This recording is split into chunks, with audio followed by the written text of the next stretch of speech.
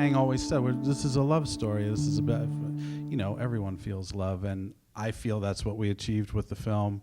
The short story was, luminous, and I think actually the best adaptation of a short story into a feature script I've ever read was this one. Well, I mean, first of all, Annie Proulx, the writer, said incredible things about it. She couldn't have been more thrilled, which is always a measure as well.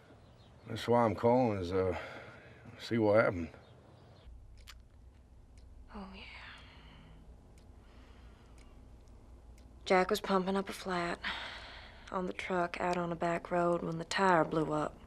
The rim of the tire slammed into his face, broke his nose and jaw, and knocked him unconscious on his back.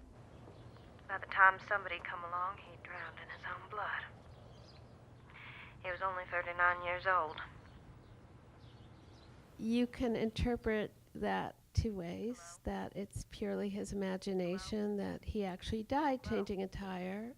You actually wanted that ambiguity, which was somewhat in this short story as well.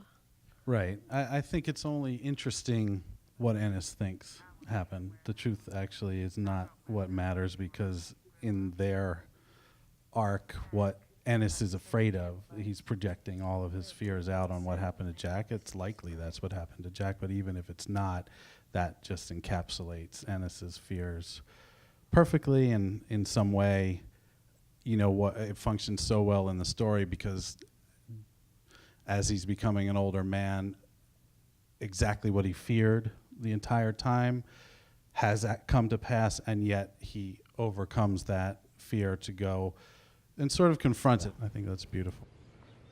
Oh man, we was herding sheep in Brokeback one summer. Back in '63.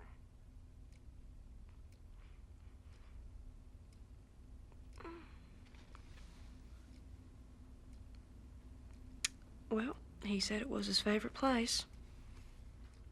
I thought he meant to get drunk. He drank a lot.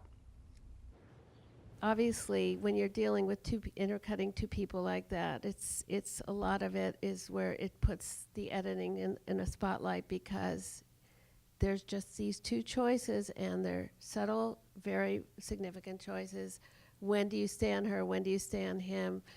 Just enough to see her eye well up just a little bit, and her anger, and everything without, how much do you show without pounding it into the audience? Just give them what they need, and right. Yeah, it's really beautifully Subtle. edited.